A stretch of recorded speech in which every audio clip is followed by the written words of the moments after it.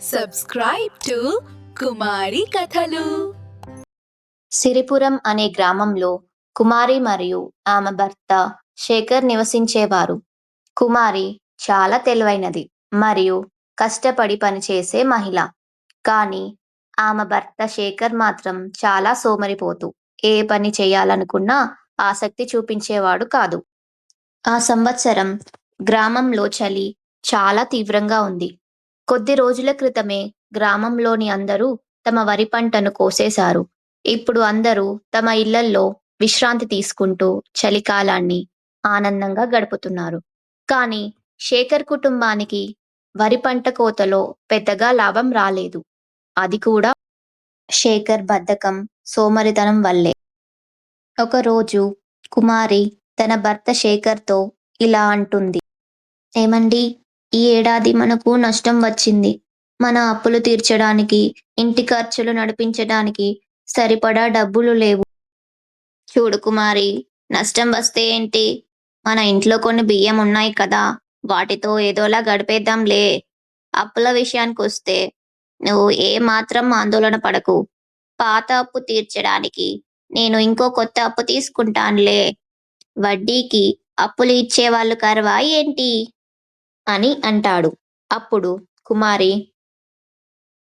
ఏమండి, ఈ బియ్యం చాలా త్వరగా అయిపోతాయి. అప్పు విషయానికొస్తే మళ్ళీ కొత్త అప్పు గురించి ఆలోచించడం మంచిది కాదండి. దయచేసి అలా చేయకండి. రోజూ కూలి పనికి వెళ్ళి సంపాదించండి. కుమారి, ఈ చలి చూడు, నాకు ఇప్పుడేమి పని చేయాలని అనిపించడం లేదు. తర్వాత చూద్దాంలే అని అంటూ దుప్పటి కప్పుకొని పడుకుంటాడు చలికి భయపడి. అలా రోజులు గడుస్తున్నాయి. ఇంట్లో ఉన్న బియ్యం అయిపోయాయి. కానీ శేఖర్ మాత్రం ఏ పని చేయడానికి సిద్ధంగా లేకుండా దుప్పటి కప్పుకొని ఇంట్లోనే పడుకొని నిద్రపోతూ ఉన్నాడు. అప్పుడు కుమారి తన అత్తయ్యతో ఇలా అంటుంది. అత్తయ్య, చూడండి మీ కొడుకు ఎలా ప్రవర్తిస్తున్నాడు. ఇంట్లో ఉన్న బియ్యం కూడా అయిపోయాయి. ఇప్పుడు నేనేం చేయాలత్తయ్య, మీరే చెప్పండి. కుమారి, శేఖర్ ప్రవర్తన మనకి కొత్తేమీ కాదు కదా. ఇప్పుడు చలికాలం. ఈ సమయంలో అందరికీ బయట దొరికే చిరుతిళ్ళు తినాలనిపిస్తుంది. మన ఇంటి దగ్గరే ఒక చిన్న పానీపూరి బండి ఎందుకు ప్రారంభించకూడదు? అప్పుడు కుమారి, బాగా చెప్పారత్తయ్య. మన ఇంటి దగ్గరే నేనొక పానీపూరి బండి పెడతాను. ఆ మరుసటి రోజే కుమారి తన అత్తయ్య సహాయంతో ఇంటి దగ్గరే పానీపూరి బండి పెట్టింది. ఆ చలికాలంలో అందరికీ వేడివేడిగా పానీపూరి, చాట్ తినాలనిపించడంతో చాలామంది ఆమె బండి వద్దకు వచ్చారు. కుమారి చేసే రుచికరమైన పానీపూరి మరియు చాట్‌ను చాలామంది ఇష్టపడ్డారు. అలా రోజురోజుకు చాట్ వ్యాపారం బాగా పెరిగింది.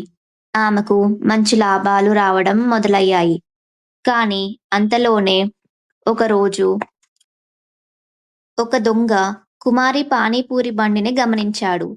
రాత్రి సమయంలో ఎవ్వరూ లేని సమయంలో వచ్చి ఆమె డబ్బు పెట్టెను దొంగిలించి అక్కడి నుండి పారిపోతాడు.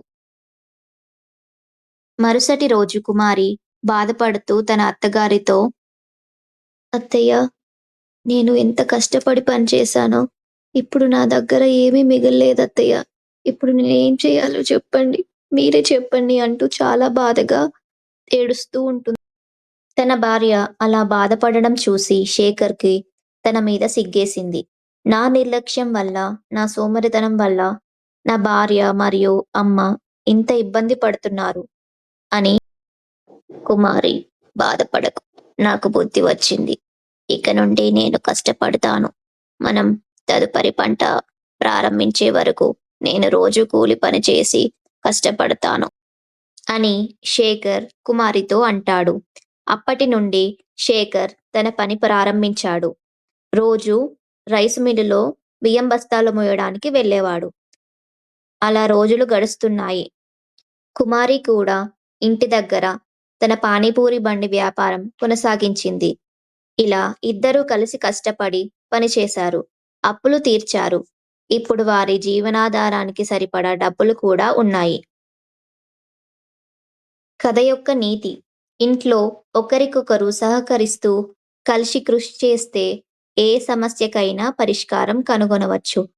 ఇలా బాధలు లేకుండా, అప్పులు లేకుండా